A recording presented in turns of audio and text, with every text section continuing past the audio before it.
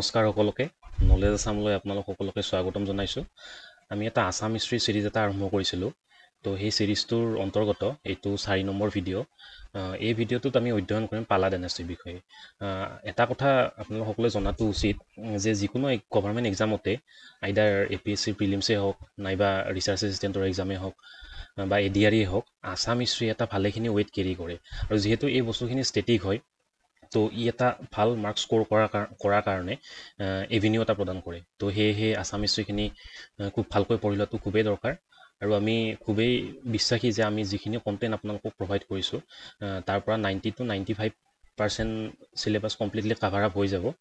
তো এতিয়া আমি ভিডিঅ'টোলৈ ঘূৰি আহিছোঁ পালা ডাইনাষ্টিৰ প্ৰতিষ্ঠাপক আছিলে ব্ৰহ্মপালা আৰু তেওঁৰ ৰাজত্বকাল আছিলে 990ৰ পৰা 1010 চনলৈকে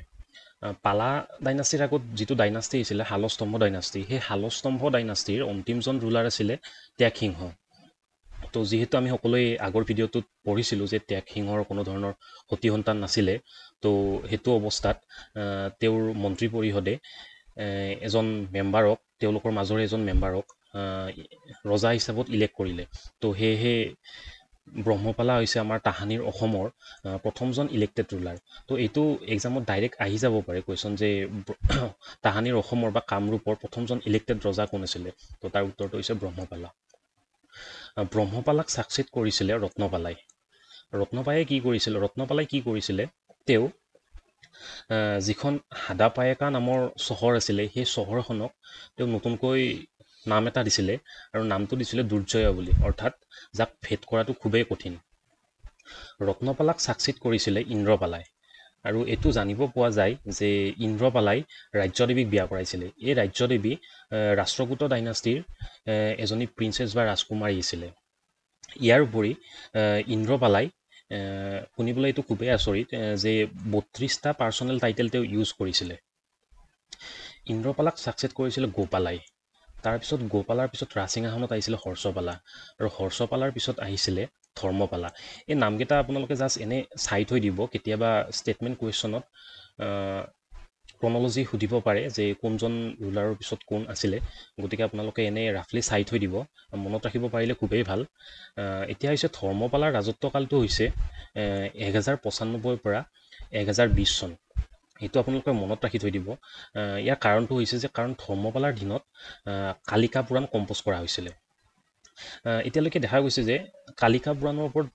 দুটা কুৱেশ্যন আহিছিলে যে কি হয় প্ৰথমটো হৈছে কালিকা পুৰাণ কিমান শতিকাত কম্প'জ কৰা হৈছিল এইটো 2017 নে 18 APSC প্ৰিলিমছত ডাইৰেক্ট আহিছিলে আৰু দ্বিতীয়তে এটা কুৱেশ্যন এনেকৈ আহিছিলে যে কালিকা পুৰাণ কোনজন ৰজাৰ পেট্ৰনেজত কম্প'জ কৰা হৈছিলে তো তাৰ উত্তৰটো হৈছে ধৰ্মপালা তো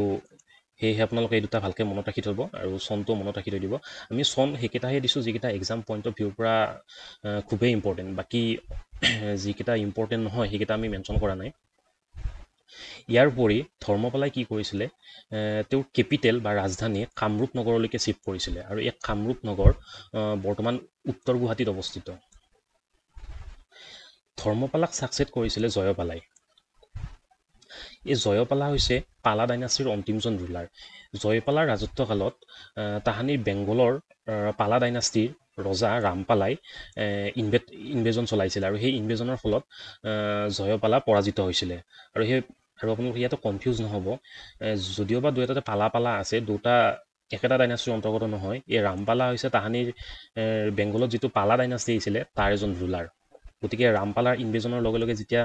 জয়পালা পৰাজিত হ'ল সেই তেতিয়াৰ লগে লগে অসমৰ পৰা পালা ডাইনাষ্টি সম্পূৰ্ণৰূপে নিশ্চিহ্ন হৈ গ'ল তো আজিলৈ ইমানখিনিয়ে আছিলে যদিহে আপোনালোকে এই ভিডিঅ'টোৰ নোটছখিনি বিচাৰে তেতিয়াহ'লে আমাৰ ডিছক্ৰিপশ্যনত আমাৰ অফিচিয়েল ৱেবছাইটটোৰ লিংক দিয়া আছে তাত আপলোড কৰাই আছে আপোনালোকে তাৰ পৰা ডাউনলোড কৰিব পাৰে আৰু যদিহে আপোনালোকৰ ভিডিঅ'টো চাই ভাল লাগিছে তেতিয়াহ'লে লাইক শ্বেয়াৰ আৰু ছাবস্ক্ৰাইব কৰি দিব তো আজিলৈ ইমানখিনিয়ে আছিলে নেক্সট আমি পৰৱৰ্তী ভিডিঅ'টোত লগ পাম তো ধন্যবাদ